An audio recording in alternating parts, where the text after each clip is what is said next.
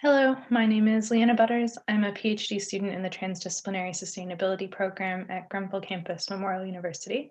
And today I'm going to be sharing some preliminary findings from a literature review and visual notation that I'm undertaking as part of my thesis project, Building Fences, Decoding the Sociospatial Impacts of Mining in Rural Canadian Resource Communities.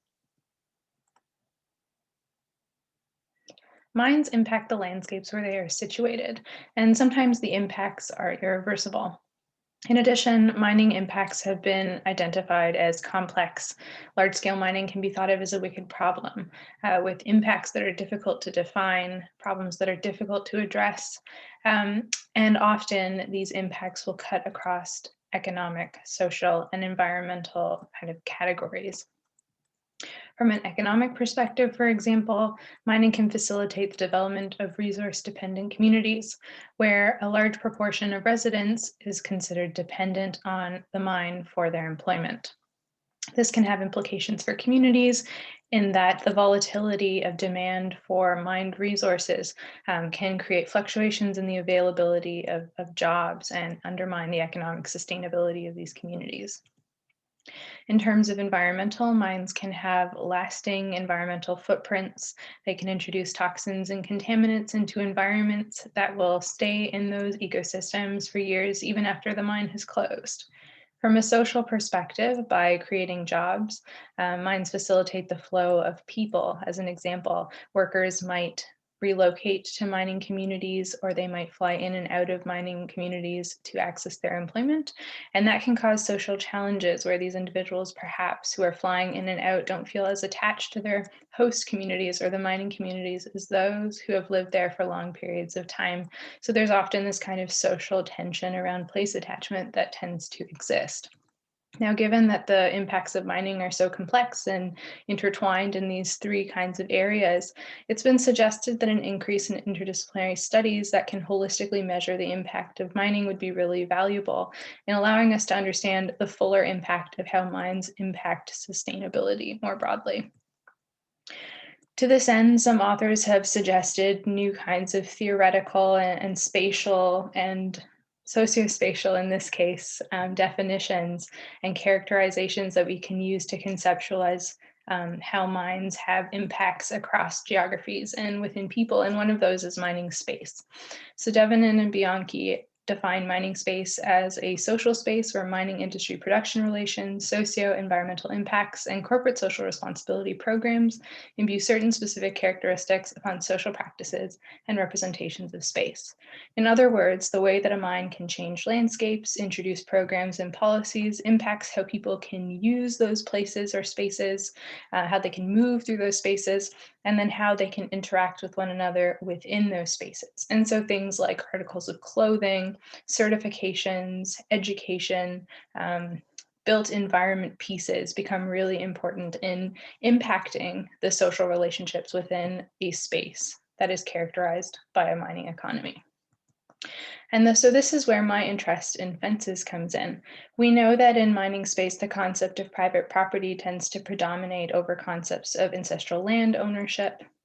We know that policies and legislation changes within mining spaces can impact the property rights of landowners or public land users through the invasion of mining companies on that space or land.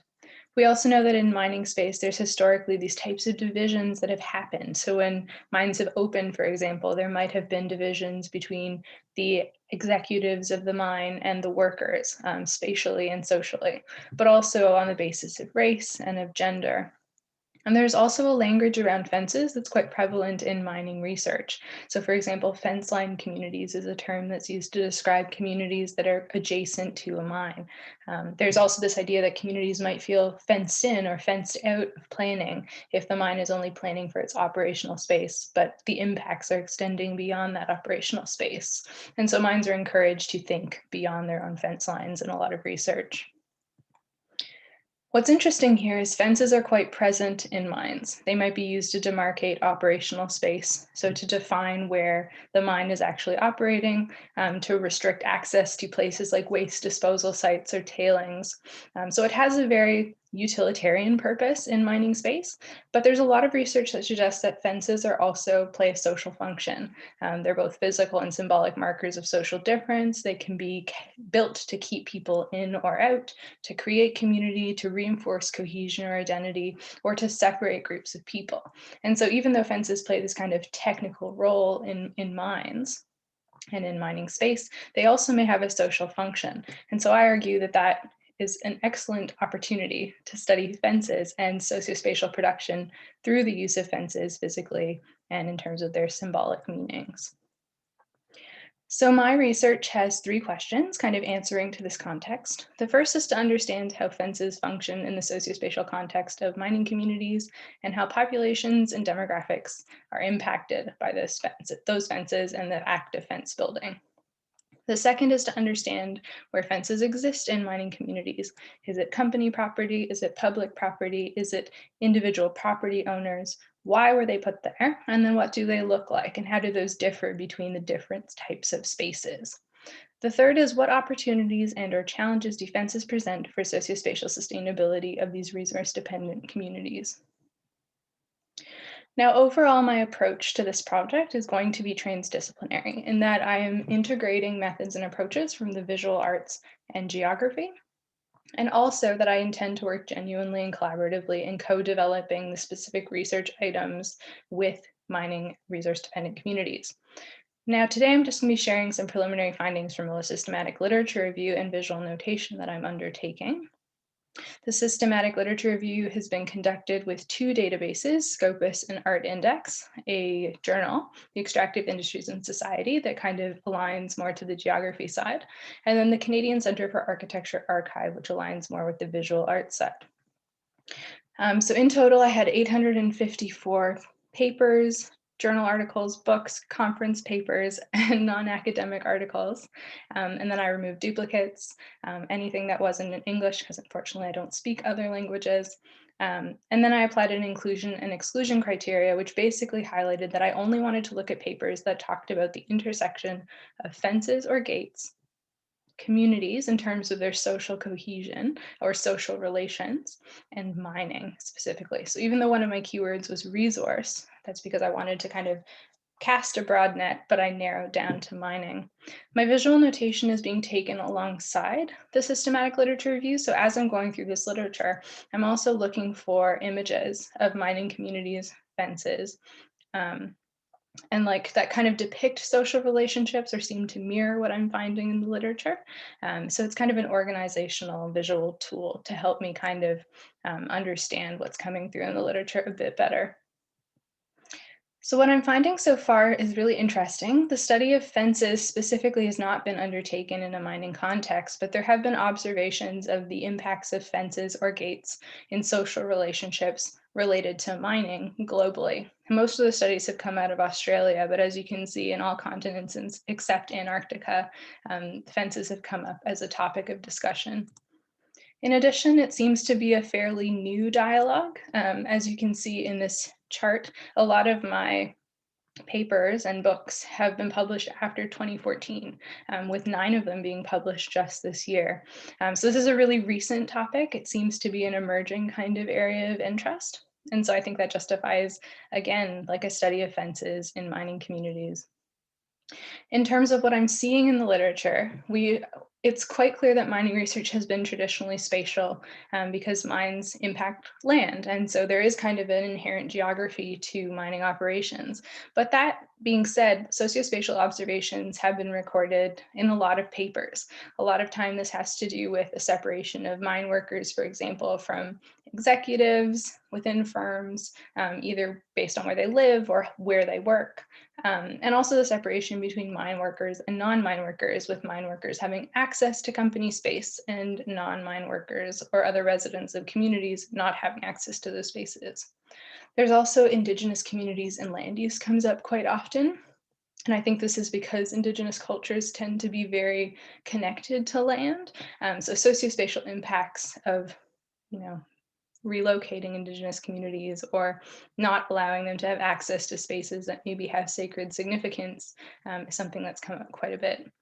The other is that newcomers to mining communities or newcomers to mining space being labeled as others simply because they were not from there. Perhaps they don't care about the community. These are the types of labels and discussions that come up. So there's an impact around community cohesion, about time spent in place, distance to and from place, and what makes a person part of that community. And then there's a tendency for companies to externalize social risks. This is just about companies choosing to distance themselves a lot of the time from social impacts that might happen in neighboring communities, regardless of whether their operational space might have something to do with it. And so this is just a bit of a debate that comes through in the literature. In addition, there are a number of different tools that have been identified as creating or enabling these types of boundaries. The first is policies, programs, or legislation. The second is experiences or expectations of risks or benefits. So as an example, a mining worker might realize that there are risks to mines operating in a particular landscape for people or ecosystems, but because they intend to derive benefits through employment, they might mentally minimize those risks, whereas somebody who isn't employed by the mine, not expecting to get benefits, might just see a fuller kind of risk. There's the act of verbal fencing and defencing, which is basically argued to be this back and forth offense defense kind of dialogue that can happen between mines and activists and reinforces the divisions between them. And then there are the physical interventions like fences and barricades and gates, which again is what I'm really interested in. So when we're looking at fences in the literature, they're either categorized as a physical barrier or a sociospatial barrier, sometimes as both. As a physical barrier, we're talking about fences as a marker of operational mining boundaries, so identifying company space. They can be a tool for limiting access to active mining areas. They can limit access or exposure to contaminated sites or materials.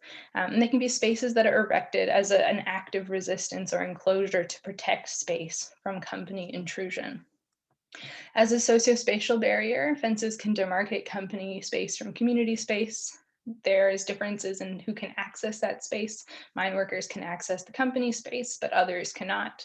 Longtime residents might have access to certain spaces, and newcomers have their own. So, for example, a mining camp is a newcomer space in a way, with restricted access to those long-term residents. There's also kind of different access to places for activists and companies and enforcement, depending on if this is an active, we're talking about an event of resistance, um, or just general everyday operations. These types of groups have different access to different spaces within the mine, the mining space. It's also considered a boundary for company responsibility or accountability and might mark a limit to community agency. So the operational fence line, for instance, tends to be the space that a mining company is most willing to accept responsibility for the impacts that happen within that fence line. Outside of the fence line, they tend to distance themselves a little bit more, is what the literature says. So it's a boundary for how, where, and to what extent the mine is accountable for impacts, but also to what extent communities can actually have an impact or a say in what goes on in that land. It can also be a boundary for safe or usable space. For example, if it's keeping in contaminants or limiting access to contaminated land, that boundary can be, again, kind of about safe or usable space. Now, visually, there's some interesting themes that come out that relate to a lot of how we're thinking about fences. And the first visually is this idea of obscurity, of not being able to see what's going on beyond the fence line into that company space. And in the literature, there's a lot of discussion about distrust of mining companies, about a lack of being upfront in discussions with communities, this feeling that mines are hiding something. And so that comes through visually as well in a lot of images that are taken of fences in mining spaces, you can see here. The second is about access. So I already talked about how mining workers have access to certain spaces. Members of the community generally may not. And so you can see in these images, the fences, you can see through them. Maybe the problem isn't that they're trying to obscure anything. It's just that you need to have certain like certifications, certain headgear, footwear. You need to be an employee with an employee card. So there's these kinds of like idea of access. So not everybody can access this space. Doesn't matter if you can see what's beyond, but these spaces are inaccessible to some. The third is the differences between fences that are used in mining land, like mining operational space, and the fences that are erected in lived space and community space or company town space. And so you can see here that the fences play a bit of a different role than they did in the others. They're a bit more folksy. You can see what's going on beyond them very clearly. They're not here to hide anything. And also the way that people engage in mining space. Sometimes those fences maybe don't mean very much. They're kind of, if the mine is closed, nobody's really enforcing it. So you might be able to actually move beyond those fences and use the space. So this is basically what I found so far. I think this is really important research because, again, we know that there's a need for interdisciplinary work that cuts across these kinds of divisions between social, economic, and environmental impacts. But I think there's an important question here as well. Mines typically tend to separate and segregate, is kind of what the literature is saying, at least when it comes to groups of people, newcomers, long-term residents, mine workers, non-mine workers. So there's a question here, I think, posed by Oles in his book on walls that says, can boundaries function as places where social relationships are nurtured rather than suppressed? And I think that's an important question in the mining context because a lot of mines do bring in new workers. And so how do we create more robust community cohesion in these spaces that tend to be a bit more challenging for people to integrate into? So that's my presentation. Thank you so much. If you have any questions, I'd love to hear them.